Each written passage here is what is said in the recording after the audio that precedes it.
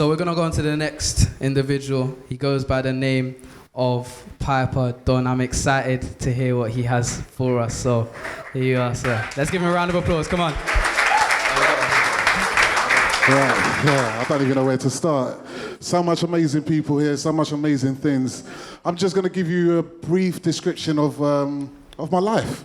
For the past, I've got 15 minutes. I'm going to break it down into segments and try, hopefully you get a message through this and, things work out. So who's Piper? Piper's name is Derek Kwame Akosa, born with Ghanaian parents. My dad is a Muslim. My mum is a Roman Catholic. I was brought up as a Muslim, but I later on converted. Where do I start? So Derek Akosa is from Newham. I was born in Walthamstow, but I was one of those kids that, coming from an African family, I was one of those kids that no one's family wanted their son or child to play with. I was the bad one. I was the one that was always up to no good, bunking off school, doing all sorts of things, because I was motivated by money. So from a very young age, I think about age of 12, I was doing music. I wanted to be an MC. I produced music. I think I'd done my first record at the age of 12. With them times I was doing ragga. So I'd done a track with General Levy, then I'd done a track with Sweetie Irie. So that brought me into the music game. I was doing that, and then I moved on to, I was chatting for a sound system called Virgo International. They then took me on to Carnival, where I got my major break. At that time, I started doing drum and bass jungle. So I started doing that. I got an interview on ITV, which, like I said, opened up a lot of doors for me. But through that, I was dipping and dabbing. I was trying to make money on the street. I was motivated by money. So I was in Forest Gate, selling a lot of drugs, doing a lot of things that I shouldn't be doing. But whilst I was doing all those things, I kept getting a call in. But like I think one of you said, I kept dismissing it. It's not for me. It's not for me. It's not me. It's not me. I'm too much of a bad man on the road for God to be calling me and asking me to come and do things. It can't happen for me. So I dismissed it, carried on doing all the things that I used to do, making a name for myself, wearing the designer clothes, buying the big cars, wearing the jewelry, all the things that you young kids, young guys, young youth here are aspired for, the things that they love on social media that try to attract you to them. So I carried on doing that, but at the same time, half of me was still in this church thing.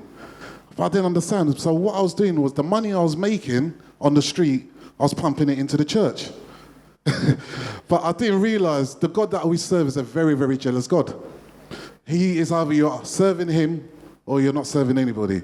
But I was trying to double in both. So I'll go to church, put money into church, but yeah, I'll still get people to meet me outside church to collect the drug money, and then I'll put that in for offerings. Yeah, very. But I was a lost soul. I didn't have no knowledge. Like I said, I came through an era where being African was not the in thing. So I put on a persona. I made up Piper. So I became Piper, and that was what people saw. But Derek was suppressed. Piper suppressed Derek. So everywhere I went, it was Piper, Piper, Piper, Piper. People, like I said before, people will see me, people will be scared, it's Piper, he's coming out. I was like the Teibo. Anyone watch Fridays or anything like that? But when I came around the corner, it was, oh no. People started running out the door because they thought I was going to either rob them, I was going to take something off them, I was going to do something. Or if I wasn't, my boys were. Because I rode with a lot of bad people. Up to now, some of my bad friends, I'm trying to change their life after they've seen what I've been going through. So anyway, I'm digressing a bit. So yes, I was doing all this stuff outside church. And then one day, I remember the day so clearly. I left my house, I was living in Purfleet. I left my house to go drop my kids to school. My kids went to school in Forest Gate. So as I was driving down A13, something kept saying into my head, whatever you're going to do today, don't do it. Whatever you're going to do today, don't do it. I thought to myself, what's this about? I carried on doing what I was doing. Then I got a phone call from my friend. At that time, on the street, they call it your codee. I got a phone call from my codee. And he's like, bruv, we got to go and do something. in my head, like I said, what I was feeling inside me was, nah, leave it out. But because he's my friend, we grew up together, he's my best friend, we're both born on the same day, I thought, you know what, let me back him. So I dropped my kids to school. I've gone to Manor Park, I've gone to meet him. So I've met him. Again, as I'm driving there, something's talking to me.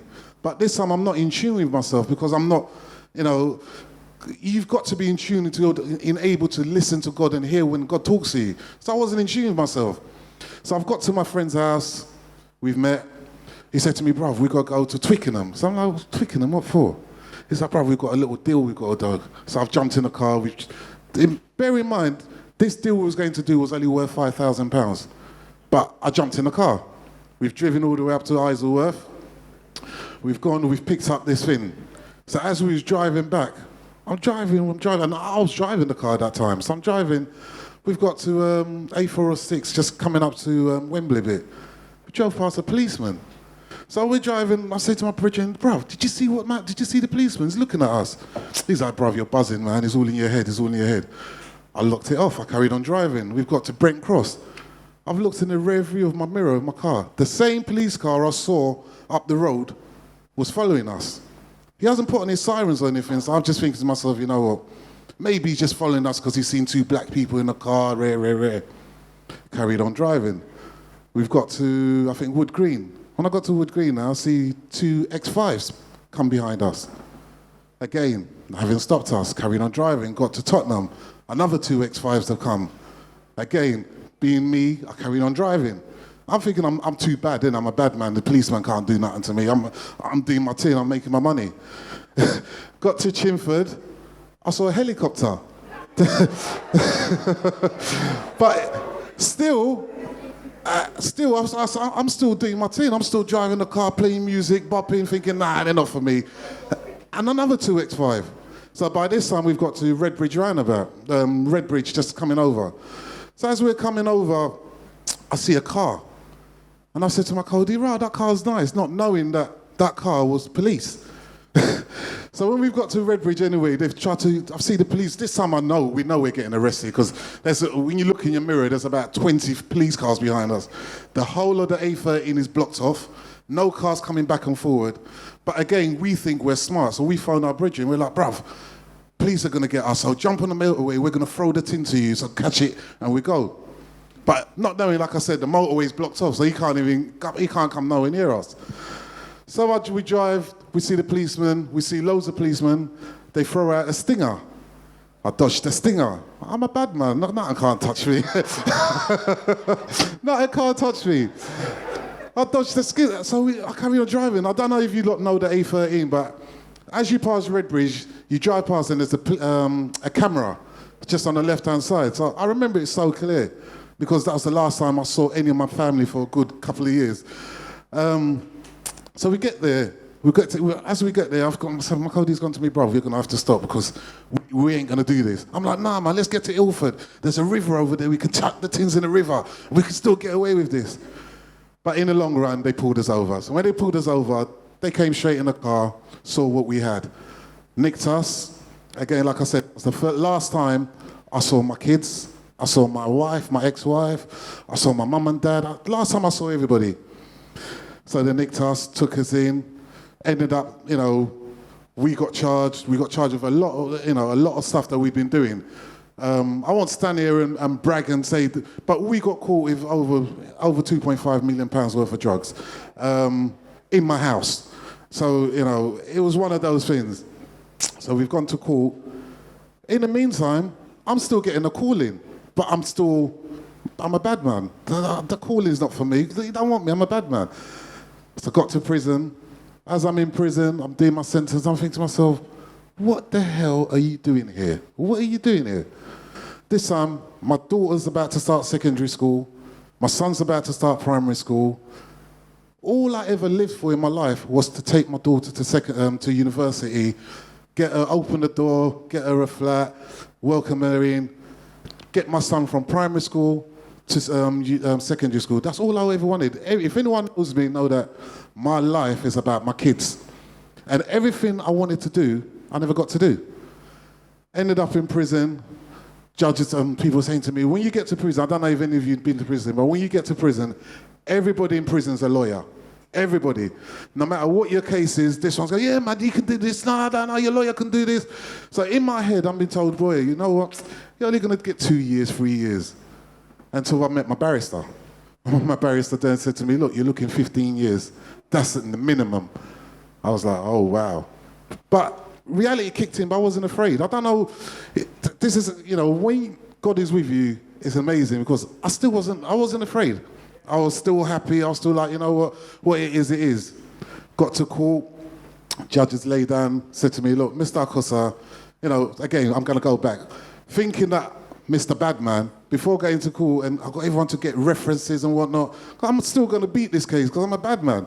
So I must have about an A4 sheet of references from lawyers to ministers to pastors to MPs to because I'm a bad man. Bad man beat cases, you know. I even went and hired myself a private lawyer because thinking that, you know, I'm going to make an impression. But not knowing that me paying for a private lawyer was the key way for me to go to prison. Because I'm going to court, I've got Armani suit on, I'm wearing a Rolex watch, you know. The judge is looking at me like, this guy thinks he's Don King or something. Like, you know. But naivety, you know, in life, if you, like I said, knowledge is power. So yeah, I got given, in the long run, the judge said to me, you know what, I'm going to give you 10 years. So I got 10 years. But I was happy with the 10 years because I was expecting 15 years. So 10 years to me was like a party. So I'm like, people are looking at me in jail like, bro, you got 10 years, so what are you happy about? I'm like, bro, I could have got 15 years, 10 years a minor. First year's gone. I'm doing my first year. But then things start to sink in. Now, when I'm in prison, like I said, my whole thing in prison is to, you know, I'm going to do my sentence, I'm going to come out, I'm going to see my wife, I'm going to see my kids, everything's going to be fine. I never ever thought that I'd get a call in prison. Never in a million years. But I always realised somebody planted a seed in my head about 20, 25 years before this. And they used to see me in Forest Gate Youth Club and they say to me, you got a talent, you know. You got a talent, you can work with youth. I'm like, nah, man, I'm on about money. He's like, no, you can work with youth. 25 years later, whilst I'm sitting in prison, I started speaking to a lot of youth that were coming in. And a lot of the screws, that's what they're called in prison. They call them screws, officers. But, you know, if you're with the man, then you say, hey, the screws come in. So a lot of screws used to see me talking with the youth where they couldn't handle the kids in prison. I don't know what it is, but I had this thing that all the bad kids in prison, I was able to talk to them. I was able to calm them down. When they were kicking off in prison, officers would call me, Piper, come. So I started doing that. So I thought to myself, you know what? There's something here. But in all my years, I never knew I was dyslexic until I ended up in prison. When I started to realize that, you know what? I need to change my life. I need to do something better because I had a 16-year-old son. At the time, my son was about 13. Walking in Forest Gate, doing things. And I was part of the things that's going on in Newham now because I had a lot of kids working for us. At one point, we had about 24 kids on our phone line doing deliveries, doing this, doing that. So I blame myself of what is going on in the community. So I said to myself, you know what, I've got to change things. And the only way to change things is to start a positive impact, starting with my family because my son had to see a positive role model. So I said to myself, let me study. So I started doing a mentoring course. I studied mentoring, then I thought, you know what? Like I said, I found out in prison that I was dyslexic. So to cut a long story short, I ended up leaving prison with 3 degrees in prison for somebody that was dyslexic. But those degrees were a key way to my life, a key way to change my life. Because I never knew nothing else. When I was on the road, all I knew was making money. That's all I knew. Making money, dressing up, and being this piper. I didn't care about Derek. So God is good. God is very good. Because what I went through in my whole life, people used to say to me, why you speak so good? I'm like, every negative I receive, I turn into a positive. Because I will not allow negativity to do what? To suppress me.